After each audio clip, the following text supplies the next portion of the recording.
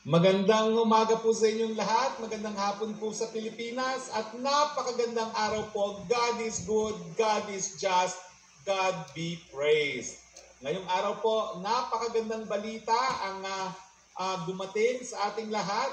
Na-dismiss na po ng Korte Suprema bilang unconstitutional ang impeachment complaint ni Tambalus Laws at mga congressman. Ulitin ko po, napakagandang balita, na-dismiss na po ng Korte Suprema bilang labag sa saligang batas ang impeachment complaint ni Tambalus Laws at ng mga congressman. Ang pag-usapan natin, bakit na-dismiss? Well, gaya ng inaasahan po natin, no? Yan ay nadeklara ng ating Korte Suprema na labag sa ating saligang batas dahil ito'y labag sa probisyon na ang lahat ng mga impeachable officers po pwede lamang hainan ng isang impeachment complaint kada taon.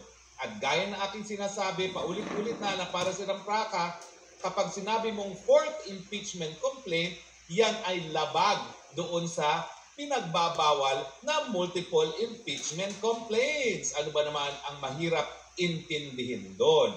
Now, ang sinasabi ng mga Tambalus Laws at congressman, yung tatlong impeachment complaint, hindi namin inaktuhan. Paano sinagot yan ng ating Korte Suprema? Sabi ng Korte Suprema, dahil hindi mo inaktuhan yan, hindi mo rin-refer kay Speaker at hindi na-refer sa Committee on Justice, ibig sabihin, yan ay na-archive, yan ay na-dismiss nung ang Kongreso ay nag-adjourn, sine die, yung pagkakatapos ng 19th Congress. Anong epekto ng pagkaka-dismiss? Well, yan ay na-dismiss. Ibig sabihin, hanggang February 6, 2026 na ang panibagong impeachment complaint na po pwedeng mag-ihain laban sa kay VP Sara. Ulitin ko po, ang sabi ng Korte Suprema, ang epekto ng hindi ginalaw ng Kamara de Representante yung naunang tatlong impeachment complaint, yan ay nagresulta sa pagkakadismiss ng tatlong complaint. Noong ang Kongreso ay nag-recess na hindi siya inaktuhan, hindi man lang na-refer sa House Speaker at sa Committee on Justice ng Kamara. At dahil yung tatlong impeachment complaint na yan ay na-dismiss, natural, labag na doon sa pinagbabawal na mahigit isang impeachment complaint, ang pang-apat na impeachment complaint. So mga kaibigan, there is a God. God is good. God is just. Hindi nila pinayagan ang kagustuhan ng Tambalus Laws at ng mga bangag na matanggal ang VP Sara dahil hindi pa po nagsisimula ang boxing, wala na palang boxing dahil palpak ang mga congressman at ang Tambalus Laws na umintindi sa ating saligang batas. Pero meron pa pong pangalawang basihan kung bakit na-dismiss ang impeachment complaint na yan. Dahil ang sabi ng Korte Suprema, bagamat may provision na kapag nasuportahan yan ng mahigit one-third ng mga membro ng Kamara de Representante, hindi po pwede na para siyang Bicol Express. Na palibasa, mayroong sapat na lagda ay po pwede nang maihain. Ang sabi ng Korte Suprema, hindi ganun yon. Kinakailangan, dahil seryosong impeachment complaints, kinakailangan bigyan ng pagkakataon na madinig ang mga impeachable officer na hinahainan ng impeachment complaint. Bakit? Dahil nga napakaseryoso ng consequence, pantakin mo, pinakamatataas na opisyales, pinatatanggal sa kanilang opisina, dapat madinig sila at every step of the way, including dun sa initiation ng impeachment complaint. Kaya nga, sa saligang batas, merong proseso. Dapat ang speaker i-refer ka agad para sa referral sa pag-include sa order of business. Within X number of days sa order of business, kinakailangan niya ma-refer sa Committee on Justice. Ang Committee on Justice, babasahin yan, titignan muna yung sufficiency of form, kung tama ba yung forma, at titignan kung okay ang forma, kung sufficiency in substance, kung meron ngang naman o meron ngang meet yung reklamo laban sa impeachable officer. At matapos dyan, dadalhin pa sa plenaryo, pagbobotohan.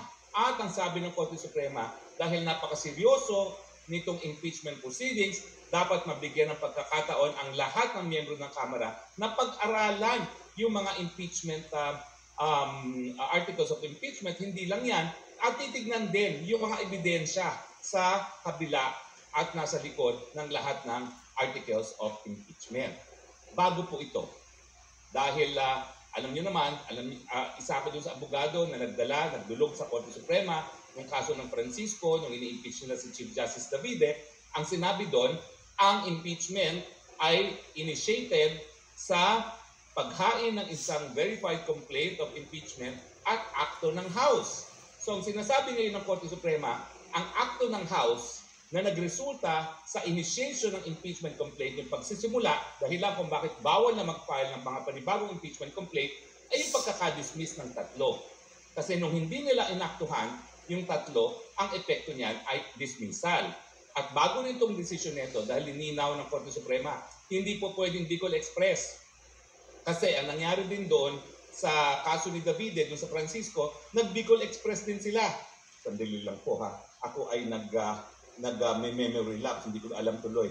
Alam mo, pag tumigil ka magturo, nakakalimutan mo na, no? Pero, ang sabi ng Korte Suprema, maski meron ng sapat na lagda,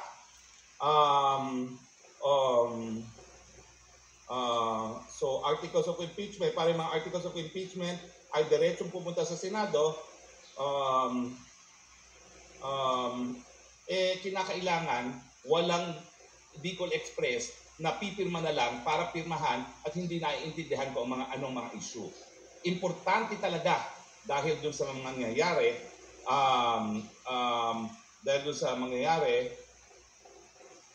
doon sa matatanggal na opisyales na maintindihan ng mga kamera, ng mga miyembro ng kamera kung ano talaga ang dahilan doon sa pagkakatanggal sa isang impeachable officer. Now, so ano po, nasa na ngayon si Tambaloslos at mga senatong at saka mga congressman. Wala na po sila.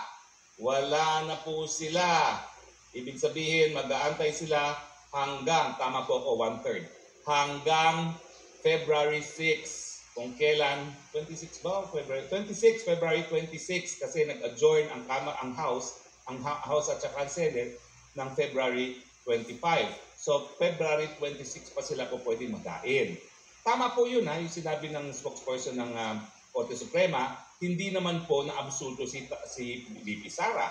Pero dahil nakasaad sa saligang batas na bawal ang mahigit isang impeachment complaint kada taon, kailangan sundin yan.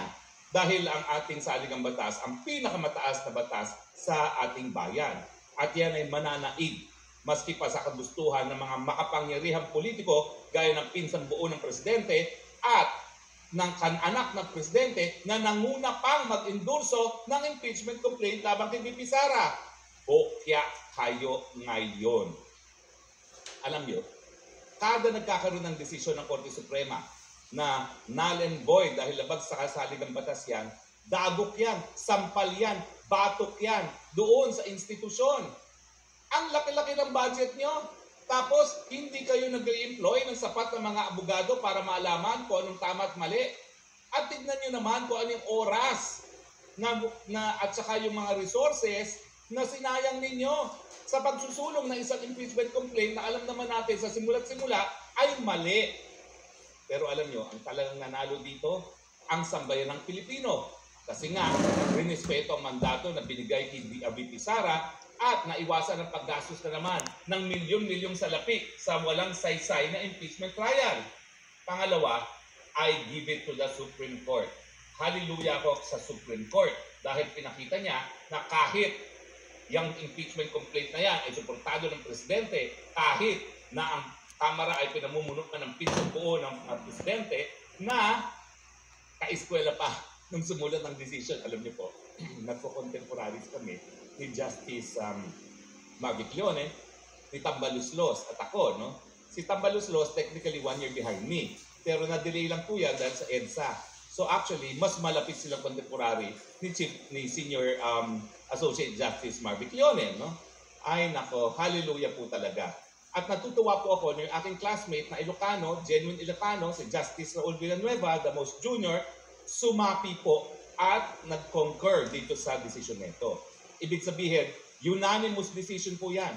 Pati yung kaisa-isang appointee ni Marcos Jr. na aking kaklase ay bumoto pabor sa pagdidismiss ng kasong ito. Alam nyo, talagang ang inkling naman ng mga na-appoint sa Korte Suprema, kahit papano, bumoto pabor doon sa nag-appoint sa kanila. Pero napatunayan na aking classmate na siya ay independiente, at bumoto talaga siya na ibasura itong impeachment complaint. So mga nagwagi, una-una ang sambayan ng Pilipino, pangalawa ang Korte Suprema, dahil siyempre pinatunayan niya na siya ay tapat sa kanyang katungkulan na itaguyod ang ating saligang batas, at pangatlo lamang si Inday Sara Duterte. Bakit? Well, pangatlo siya dahil sa taong ito hindi siya mahaharap sa kahit yung impeachment complaint. Bagamat ang sabi nga ng Korte Suprema, matapos ang isang taon o pwedeng ihain muli.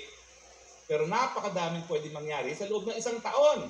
Sa tingin nyo ba, sa February 26, 2026, maghahain sila muli ng isang impeachment complaint? Yan ay 2 taon na bago mag-eleksyon sa 2028. Baka nga pagdating ng 2026, bago na ang speaker, dahil alam naman natin ang anyo ng mga politiko, galing ako dyan, magaling ang kanilang radar kung sino talaga ang dapat suportahan sa susunod na presidential elections.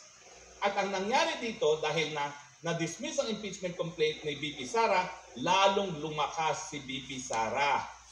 Kung sa last survey, 33% ang tao na boboto sa kanya na pinakamataas sa kahit anong posibleng kandidato, ngayon po, baka madoble yan. Baka umabot na ng 60% si Inday Sara Duterte. Dahil